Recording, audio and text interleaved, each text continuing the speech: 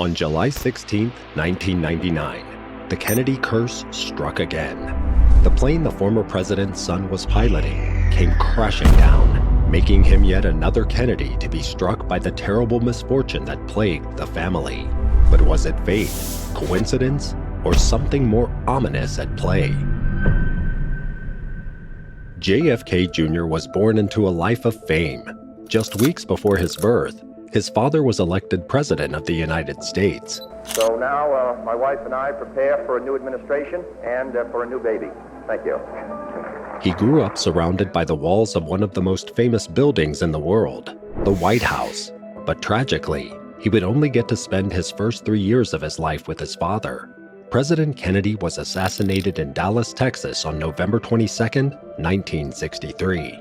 A photographer caught the incredibly sad image of a young boy, John F. Kennedy Jr., saluting his father's coffin as it was carried past him at his funeral 3 days later.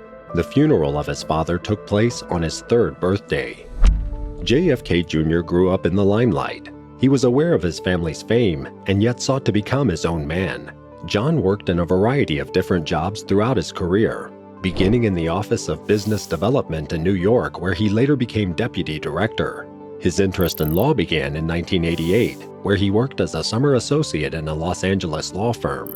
After failing the bar exam twice, he became an assistant district attorney in New York in 1990. He vowed to never give up and was determined to continue sitting the exam until he finally passed on his 3rd try in 1990.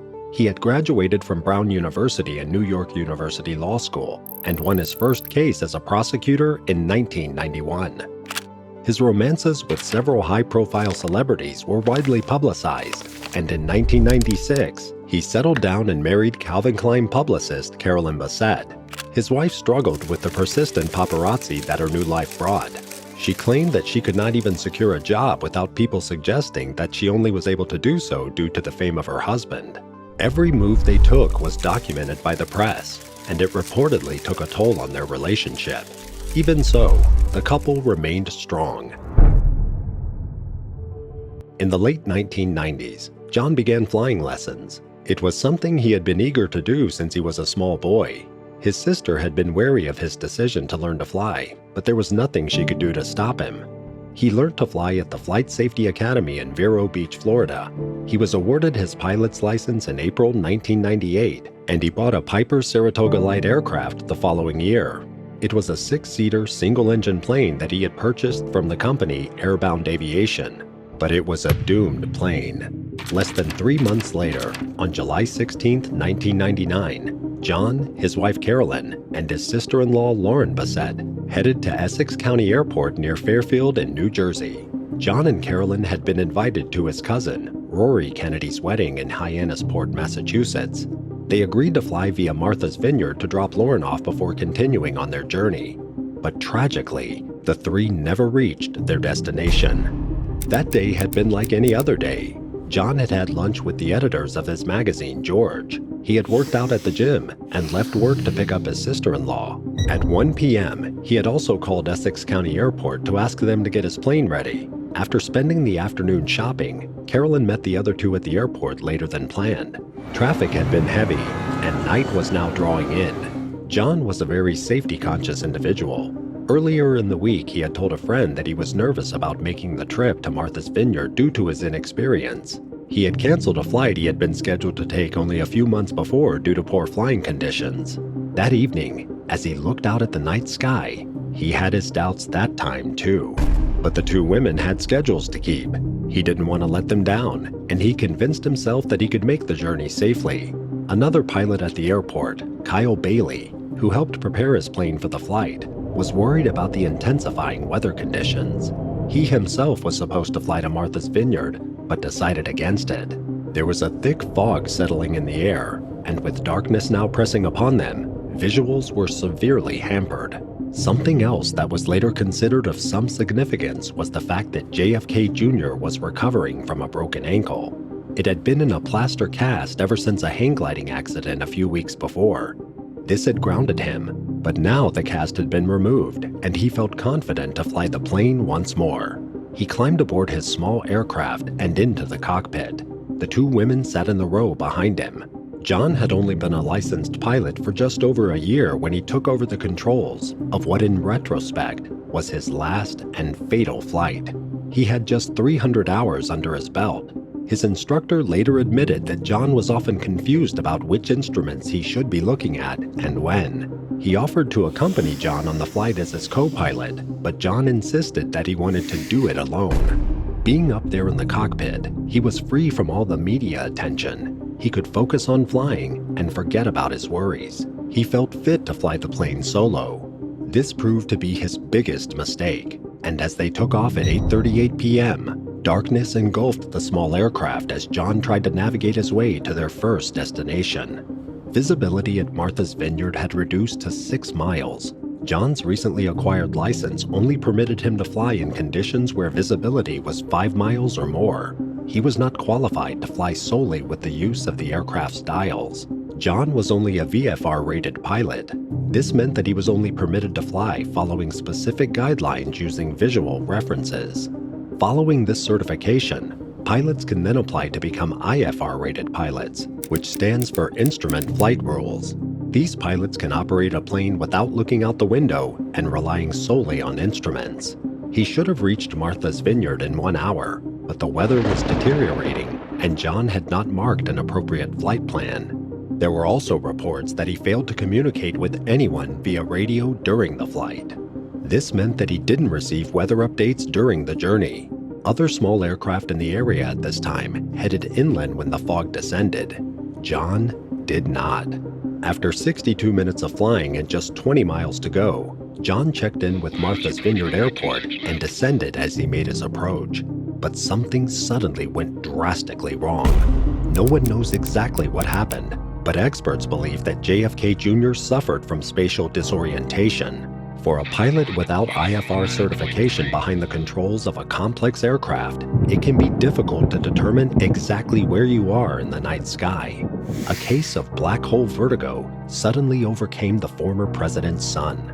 He couldn't tell which way was up and which way was down. The black sea and the black sky merged as one. The dials were telling him one thing, and his mind and instinct another.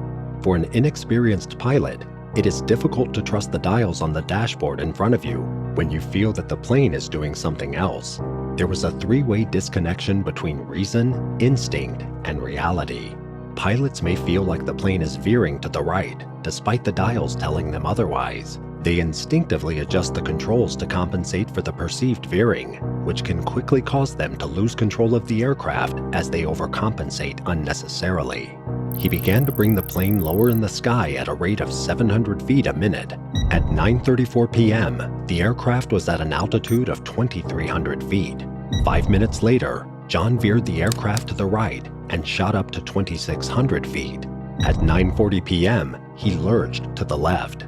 He was having trouble making out exactly where he was in the night sky. The weather conditions reported that night were enough to cloud his judgment and send the plane crashing off the radar. In less than 30 seconds, the Piper Saratoga plummeted 700 feet and smashed into the Atlantic Ocean just 8 miles from shore. No Mayday message was sent out. It seems there was no time to react to the sudden drop in altitude, and John failed to straighten the plane. Kyle Bailey, the pilot who had watched as the 38-year-old Kennedy left the tarmac at Essex County Airport, suspected that the plane was upside down moments before it crashed. Disoriented, John had pulled back on the yoke, which only intensified the dive. The plane made a diving flight at a speed of 4,700 feet per minute. The last radar signal registered the plane at an altitude of 1,100 feet before it hit the surface of the ocean rock hard at 79 feet per second. Upon impact with the ocean, the wings separated from the fuselage, and the 3 occupants were pushed forward in their seats and suffered catastrophic injuries. The plane then sank to the depths. When they didn't arrive at Martha's Vineyard, a search party was sent out to find the missing plane.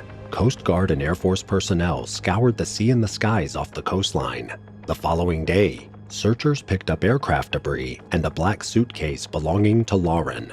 Hopes for the crew's survival faded.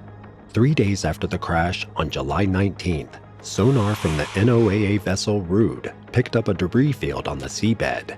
Divers descended to 120 feet, and on July 21st, the three bodies were pulled from the twisted metal of the torn and battered fuselage. All three of them were still strapped in their seats. An autopsy revealed that they had all died on impact due to multiple traumas. News spread around the world, and headlines read that the Kennedy curse had struck once more. It was a tragic end to the three young adults. John had been 38 years old, his wife just 33, and his sister-in-law 34. But with such a high-profile tragedy came many conspiracy theories. Some believed that he intentionally crashed the plane because he was struggling in both his marriage and work life. But others dispute this, as he was about to celebrate the wedding of his cousin. He and his wife were on good terms, and his magazine, George, had recently overcome some difficulties. It was a time for celebration, not despair. Others believed that the plane was tampered with. Those who opposed the Kennedy family and were worried that JFK Jr. would succeed in becoming president one day due to his immense popularity were blamed for the crash. Some said that they witnessed an explosion in the sky around the time John's aircraft went down. According to another theory, others may have been responsible for trying to silence him about his father's passing. John had once been obsessed with finding out the truth behind his father's loss. He was determined to get all the facts, a dangerous obsession if those responsible were still alive. But investigations revealed that the plane had not been tampered with, and there had been no explosion before it fell from the sky. Furthermore, the aircraft had passed a safety inspection less than a month earlier, and so mechanical failure was ruled out. Fans of JFK Jr. optimistically claim that he is alive today and hiding somewhere in the remote wilderness of Pennsylvania, where he leads a lonely life, far away from the media and unwanted attention. On July 22nd, John's ashes were scattered at sea off the coast of Martha's Vineyard. There was a disagreement over whether he should have a public or private memorial service. In the end, it was an invite-only occasion, and hundreds of mourners attended the service at the Church of St. Thomas More, a church he had frequented before. At his memorial service, his uncle Ted Kennedy said that John F. Kennedy Jr., like his father, had every gift but length of years.